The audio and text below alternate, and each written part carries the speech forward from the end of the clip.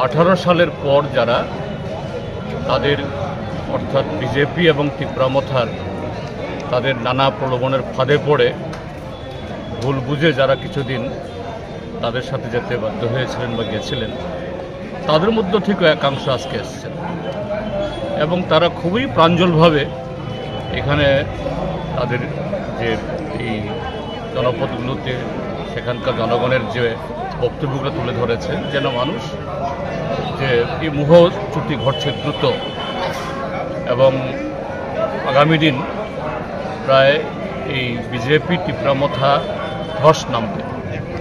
তো সেই জায়গাতে আমাদের সংগঠনকে শক্তিশালী করার প্রশ্ন রয়েছে। এমনিতে মুহূর্তটি ঘটলে তো তারা আসবে না।